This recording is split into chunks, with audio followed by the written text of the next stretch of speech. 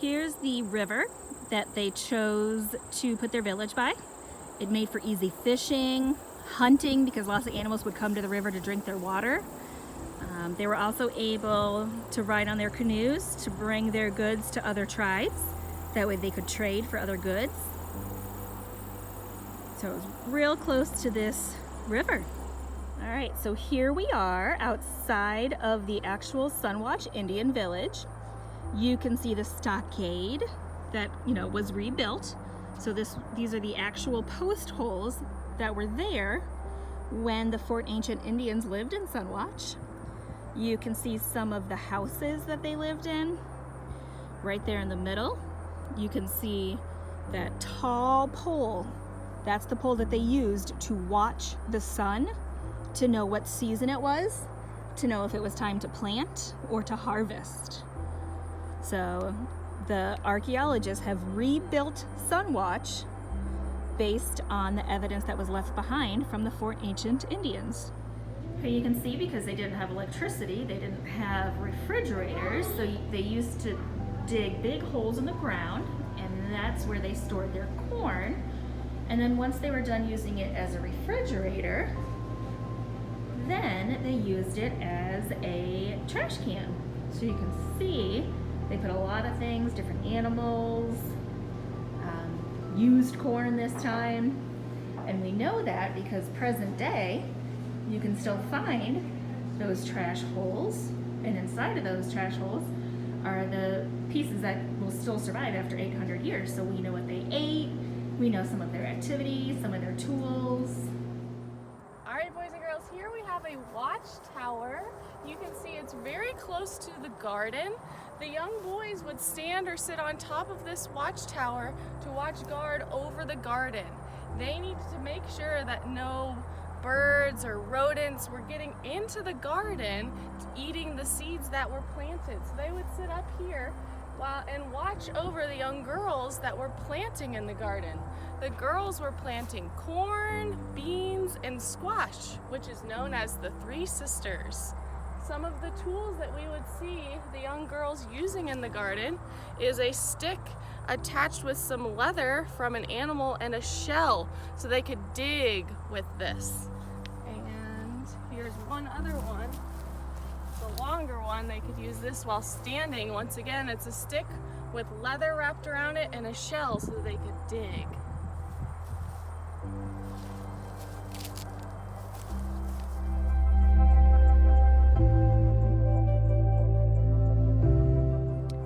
So here's a canoe that they used. It was right by the river, and they used that for trading so they could get to other tribes to trade materials.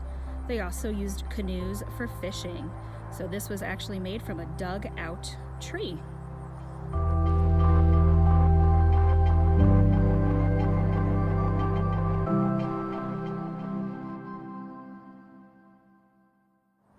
All right, here we are. It was probably the largest building of the village.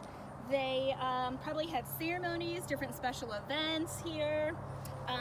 Every year they would have the green corn ceremony where they were blessing their harvest. And if you look closely, you can see that the roof is made out of like really, really tall grasses that have been dried out and cut and bundled together. The walls are a mixture of mud and clay and straw. It's called daub. Daub is what that is called. So this was one of the biggest buildings in the Sunwatch village. All right, we're now inside one of the structures. You can see that there's a fire pit in the middle. That's what kept them warm. Looking over here, there's benches. During the day, they sat on the benches, but at night, this is what they slept on. Do you think it'd be really comfortable to sleep on that? I don't think so. One thing that made it more comfortable would be these animal hides, probably deer. You can see the daub on the walls again, and then that long grass that's been bundled together for the roof. Notice the firewood underneath the benches for the fire pit. They use that for cooking and for heating. Now there is a fire extinguisher in here nowadays, but that was not the case back then. You can see that there are some poles up right there that was likely blocked off, and that would have been like a little closet or storage area. And there you can see some more of the animal hides.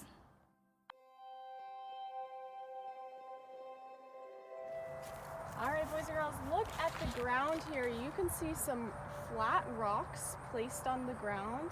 Those are burial sites. So at one point there were actually bodies buried under the ground.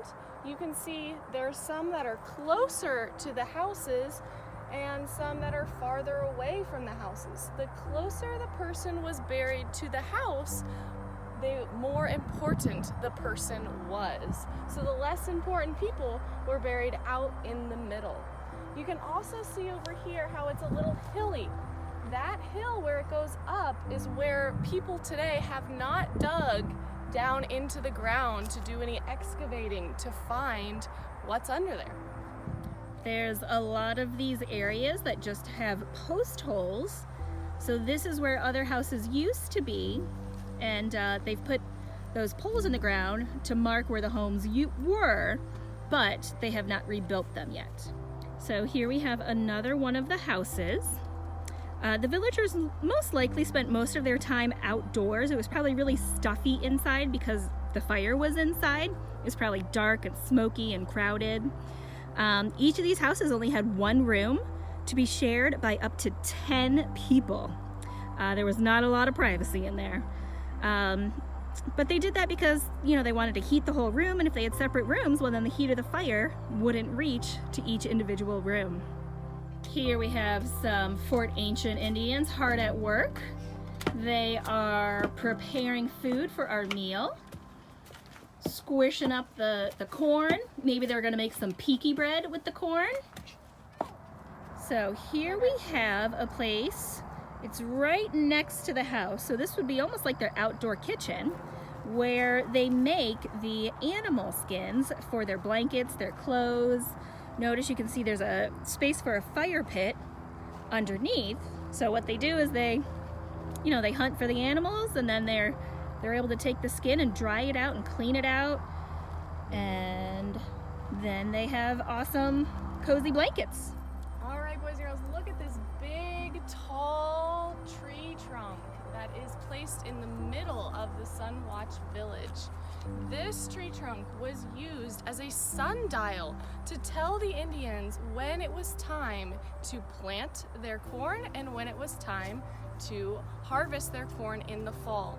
So they used the shadow that this tree trunk made. So right now you can see this shadow is pointing all the way over in this direction. But in the springtime, because of where the sun is in the sky, when this shadow would hit the door of the big house around April 26th, they would know it was time to do their planting. And then again in the fall, this shadow would hit the door of the big house again, and that told them it was time to harvest the corn and the other plants that they had planted. So this is a pretty big tree trunk, but this is not the original tree trunk that was here when the Sunwatch Indians were here. They were able to tell how big this pole was back then by the markings in the ground. They also knew that the Indians had to burn the bottom of the pole before they put it in the ground to protect it from insects digging into it, which would keep the life of this pole longer in the ground. It wouldn't fall apart or fall over and get eaten by bugs.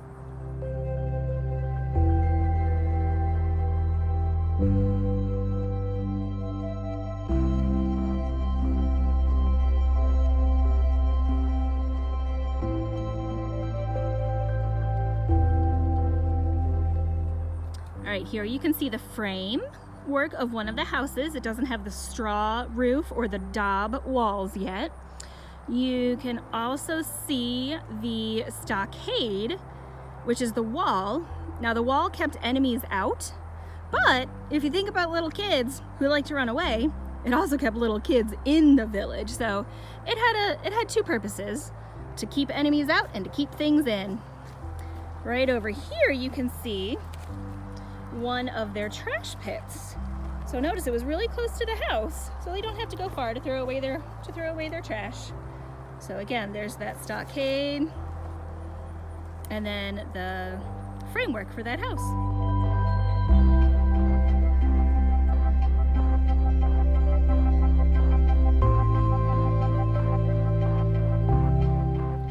Here we are again inside one of the houses, and inside of this house are some musical instruments.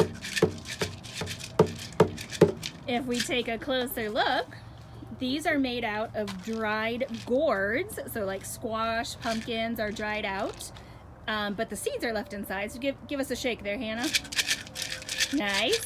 And then over here we have a drum, and it's got some deer skin spread on top of it, and that's how they made the drum.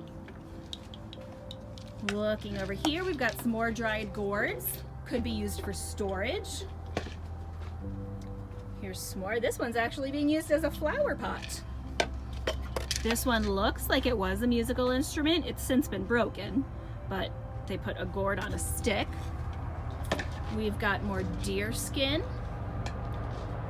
The interesting thing about this house is that there's actually 2 floors, so they could sit and sleep on that floor, and then there's a second floor for sitting and sleeping on that second story one as well.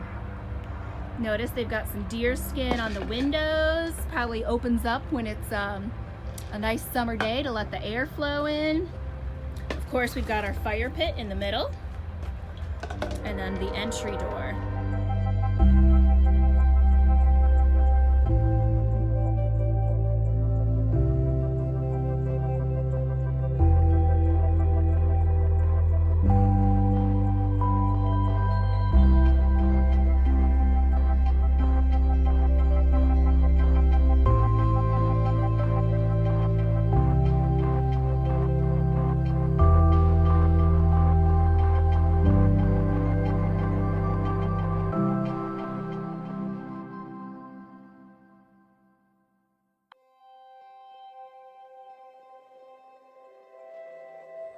Here you can see a field with the tall grasses. So what they'll do is they'll cut down these tall grasses, bundle them up, and that's how the roofs are made. Here you can see a model of the whole village. There's about 25 to 26 houses in the village, or structures at least. Some of them were houses, some of them were men's lodges or women's lodges. Notice the poles in the middle is what they used for watching the sun when the shadow went onto the light. Hannah, will you hold that light down again? Go back to that other one. All right, when Hannah holds that, you can see the light shines, and when that shadow goes right into the big house, that means it's time to plant or harvest the crops. Notice the stockade going around the village. That was to keep enemies out and to keep villagers and pets in. They usually lived by their families.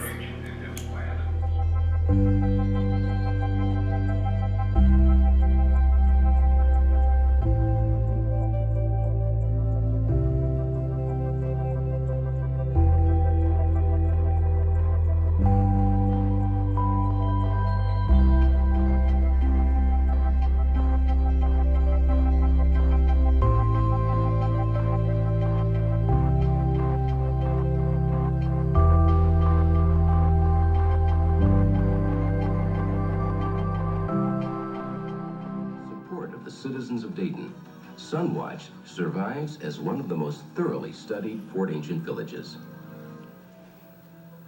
As the investigation began, excavators found undisturbed archaeological remains buried beneath 8 to 10 inches of soil.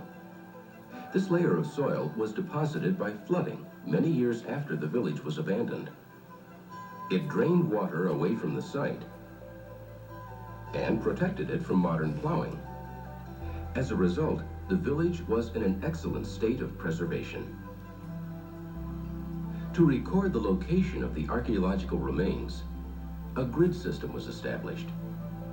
Then soil disturbed by plowing was removed, allowing for the deeper, artifact-rich deposits to be carefully excavated by hand. As the soil was removed, dark stains were recognized by the trained eyes of archaeologists. These stains were the remnants of ancient post holes, hearths, trash pits, and burials. They were mapped, photographed, and excavated in thin layers. To assure maximum artifact recovery, all of the excavated soil was sifted through quarter-inch mesh screen. Some of the excavated soil was saved for water flotation, a method used to recover small charred plant remains such as strawberry or tobacco seeds. All of the artifacts recovered from the site were placed in marked bags and sent to the museum laboratory, where they were washed and labeled according to their depth and grid locations. A team of specialists were organized to examine bone, chipped stone, pottery, and charred plant remains. After many years of work, archaeologists were able to begin the reconstruction of Sunwatch.